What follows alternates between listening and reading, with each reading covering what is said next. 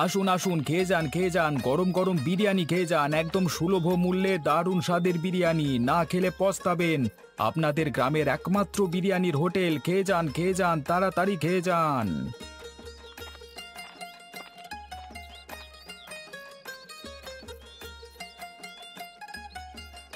বলো কি গো গোপাল, তুমি তাহলে এই গ্রামে বিরিয়ানির হোটেল খুলিয়ে ফেললে? হ্যাঁ দাদা, আপনারা আসুন এবং খেয়ে দেখুন বিরিয়ানি কেমন খেতে। সে তো আসতে হবে বটি, না এসে তো আর উপায় নেই। আমাদের যে অনেক দিনের শখ, আমাদের গ্রামে বিরিয়ানির হোটেল হবে, তা আজকে যখন তা হাতের কাছে পাচ্ছি তখন অবশ্যই আসতে হবে। হ্যাঁ দাদা, আমি আশা করছি এই বিরিয়ানি খেলে আপনারা অখুশি হবেন না। তা গোপাল, এই বিরিয়ানির দাম তুমি কত রেখেছ? বেশি না দাদা, এক প্লেট বিরিয়ানির দাম মাত্র 70 টাকা, সাথে ভরপুর বিরিয়ানি চাল, বসে খেলে আনলিমিটেড। বাহ, তুমি তো দেখছি অফার বার করে দিয়েছো। তা আমার জন্য এক প্লেট হবে নাকি এখন? অবশ্যই হবে না মানে? আপনি আসুন দাদা, ভেতরে বসুন, আমি আপনাকে বিরিয়ানি দিচ্ছি।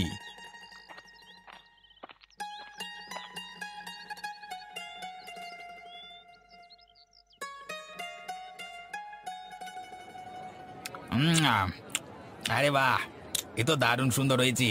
তা কে রান্না করেছে এই বিরিয়ানি? হ্যাঁ, বিরিয়ানি রান্না করেছে আমার একমাত্র গিন্নি, মানে আমাদের লতা বৌদি।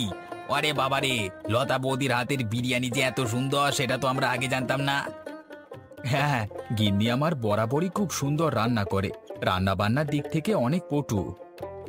একটা কথা জিজ্ঞাসা করবো গোপাল, কিছু মনে করবে না তো? না না, মনে করবার কি আছে, আপনি বলুন না। তুমি হঠাৎ ভাত ডালের হোটেল বাদ দিয়ে নতুন করে আবার এই বিরিয়ানির হোটেল করলে কেন? আসলে দাদা, ভাত ডাল শুধু বিক্রি করে তেমন ইনকাম হচ্ছিল না। আসলে যুগের হাওয়া তো, যুগের সাথে সাথে সমস্ত কিছুই পরিবর্তন হয়। তা যা বলেছ তুমি, আমি তো বেশিরভাগ দিনে নিখিলদার হোটেলেই খেতাম। নিখিলদার হোটেলে অনেক রকমের খাবার দাবার পাওয়া যেত। আমার আগের ভাতের হোটেলে খদ্দের ছিল বেশিরভাগই বৃদ্ধ, কিন্তু তারাও ধীরে ধীরে শারীরিক কারণে আর আমার হোটেলে আসতে পারতেন না। সেই কারণে আমার হোটেলে লাভও বেশি হতো না। না গোপাল, না, তুমি ঠিকই করেছো। নতুন যুগে নতুনত্ব কিছু না আনলে এগুলো করা যায় না গো। তুমি তোমার ব্যবসাটা চালিয়ে যাও। লতা বৌদির হাতের বিরিয়ানি সত্যি খুব সুন্দর, তুলনা হয় না। হ্যাঁ, তোমরা পাশে থাকলেই আমার ব্যবসার উন্নতি হতে পারবে।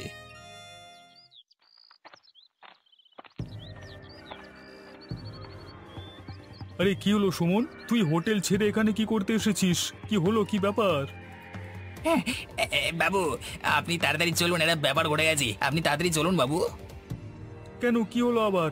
আমাদের বাসি খাবার দাবারের কথা লোকজন জানতে পেরে গেল নাকি? না বাবু, এই কথা না বাড়িয়ে তাড়াতাড়ি চলুন।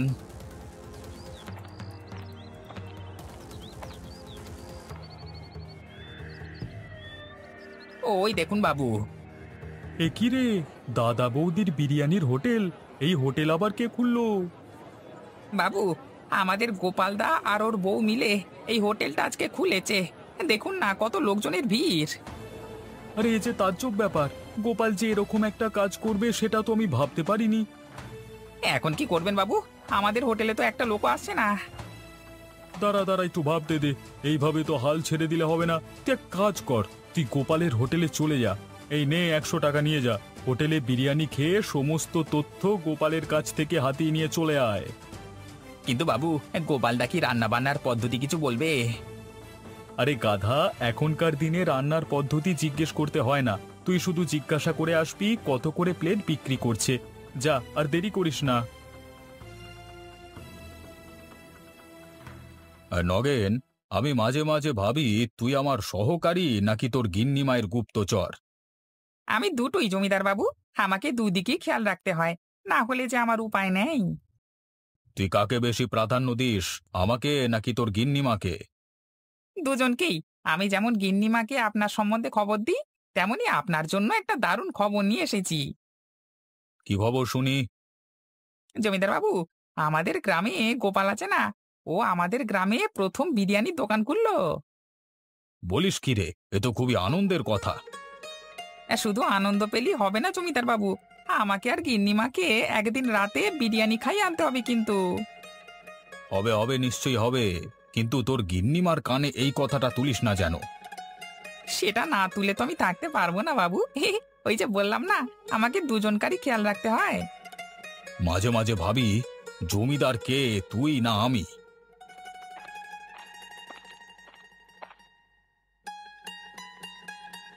কেন? আমার কানে কোনো খবর গেলে কি তোমার কোনো অসুবিধা হয়? না গিন্নি, সেটা বলিনি। তুমি যখন শুনিয়ে ফেলেছো বা, তখন আর কি বলবো। আসলে তোমাকে একটা চমক দেওয়ার ইচ্ছে ছিল। হ্যাঁ, অত চমক দিতে হবে না। চমক দেওয়ার নাম করে আমাকে না নিয়ে তোমরা পালিয়ে যাবে। না গিন্নি, সেটা কি হতে পারে বলো? তাহলে আজকে রাতেই আমরা যাব বিরিয়ানি খেতে। আমি আর কোনো কথা শুনবো না। বেশ বেশ, তাই হবে গিন্নি।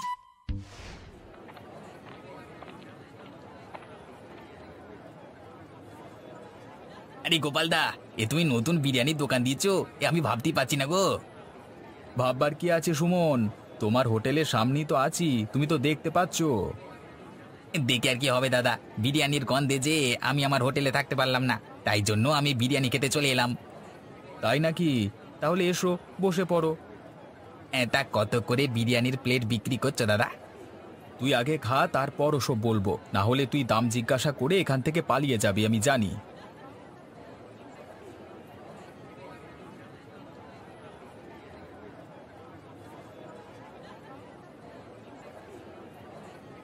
উফ, সেই স্বাদ, এ স্বাদের ভাগ হবে না। সত্যি দাদা, তুমি বিরিয়ানিটা খুব সুন্দর রান্না করেছো, একদম মন থেকে বলছি। বিরিয়ানিটা আমি নয় রে, তোর লতা বৌদি রান্না করেছে। ভালো হয়েছে বলছিস? একদম দাদা, এই বিরিয়ানি লোকেরা অনেক পছন্দ করবে। দাদা, তোমার কাছে একটা অনুরোধ করব। হ্যাঁ বল না। বলছি, তোমার কাছে কি এখন কোনো কাজ হবে? তাহলে আমি কাজে ঢুকে পড়তাম। সে কি রে, তুই যদি আমার কাছে কাজে ঢুকিস তাহলে তো নিখিল তোর উপর খেপে যাবে। নিখিলদার হোটেল বেশি দিন থাকবে না, তুমি আমার কথাটা মিলিয়ে নিও গোপালদা। কেন রে, হঠাৎ এরকম কথা বলছিস কেন?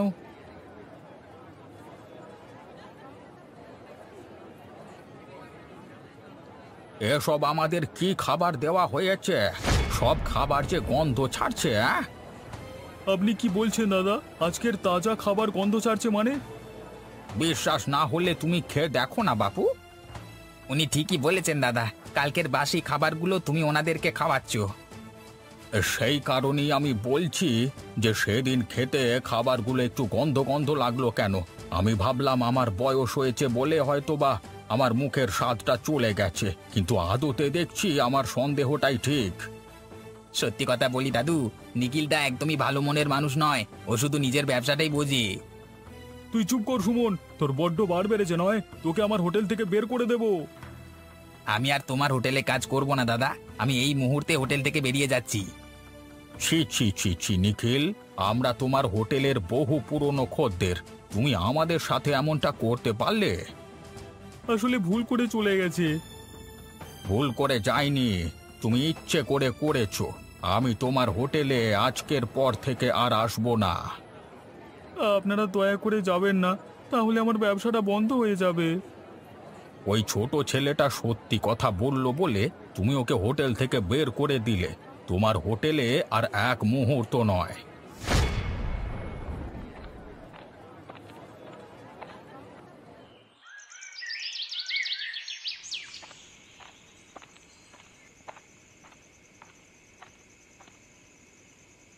আরে কি সৌভাগ্য আমার, জমিদার বাবু যে, আর গিন্নিমা আপনি এসেছেন।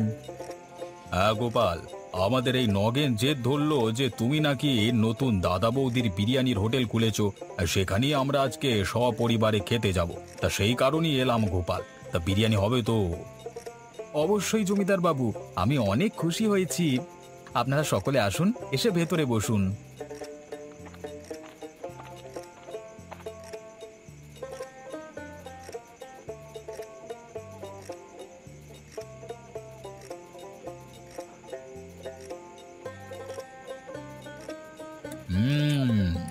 আরে বাস, এই বিরিয়ানির স্বাদ তো দারুণ হয়েছে। এত সুন্দর বিরিয়ানি আমি কেন, আমার গোটা পরিবার আগে খায়নি। তা যা বলেছেন জমিদার বাবু, সত্যি এত সুন্দর বিরিয়ানি কে রান্না করেছে গোপাল? আমার গিন্নি লতা এই বিরিয়ানি রান্না করেছে। আপনাদের সকলের পছন্দ হয়েছে শুনে আমি খুব খুশি হয়েছি। না গোপাল, সত্যি আমার একটু সন্দেহ ছিল যে গ্রামের প্রথম বিরিয়ানির হোটেল, বিরিয়ানিটা আবার কেমন হবে। কিন্তু এখন দেখছি আজকে রাতে যদি না আসতাম তাহলে খুব ভুল করতাম। তাহলে আপনাদেরকে আরেকটু করে বিরিয়ানি দিই। দাও দাও, তোমার গিন্নিমা আর ওই নগেনকে পেট ভরিয়ে বিরিয়ানি খাওয়াও। টাকা পয়সা নিয়ে তোমার কোনো চিন্তা করতে হবে না। দেখুন গিন্নিমা, বিরিয়ানি খেয়ে বাবুর হাত কেমন খুলে গেছে। আমরা দুজনেই মন ভরে খাই গিন্নিমা, কোনো অসুবিধে নেই। হ্যাঁ গো গিন্নি, আজকে প্রথম দিনের বিরিয়ানির হোটেল তো একদম দারুণ বিক্রি হয়েছে। আমি তো তোমাকে আগেই বলেছিলাম, নতুন খাবার পেলে মানুষ সাদরে গ্রহণ করবে। হ্যাঁ গিন্নি, তুমি ভুল কথা বলো না। তা আজকে তোমার কত টাকা মুনাফা হলো আর কত প্লেট বিরিয়ানি বিক্রি হলো? আজকে সব মিলিয়ে প্রায় ১,৫০০ টাকার বিরিয়ানি বিক্রি হয়েছে। বাহ, এ তো দারুণ ব্যাপার। আরও একটা ব্যাপার আছে গিন্নি, মানুষের চাহিদা দিন দিন বাড়ছে, তারা আরও বিরিয়ানি খেতে চায়।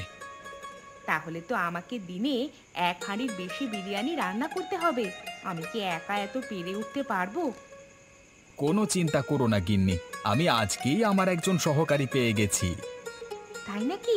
হলে তো কোনো ব্যাপার নেই। হ্যাঁ গিন্নি, সামনের হোটেলে নিখিলদা আছে না, নিখিলদা তার খদ্দের দিকে পচা খাবার খাওয়াতো জানো। সে কি কথা, তোমরা কি করে ধরলে? আমাকে সুমন বলল, সুমন ওর দোকানে কাজ করতো তো, সেই আজ থেকে আমার কাছে কাজ করছে। তাহলে তো নিখিলদার আমাদের ওপর হিংসে হবে। হিংসা হলে আর কি করা যাবে বলো গিন্নি, আমাদের দাদা বৌদির বিরিয়ানির হোটেল আরো দূর এগিয়ে নিয়ে যেতে হবে, থেমে গেলে চলবে না। থেমে যাওয়ার কোনো প্রশ্নই ওঠে না। তুমি বললে বিশ্বাস করবে না, আমাদেরকে এতদিন পচা খাবার খাইয়ে এসেছে। দাদা দেখুন, আমি মানছি নিখিলদা ভুল করেছে, কিন্তু তাকে আরেকটি সুযোগ দেওয়া প্রয়োজন। ওকে সুযোগ দিলেই ও খারাপ কাজটাই করবে। ঠিকই বলেছে, নিখিল ১ নম্বরের বাজে লোক।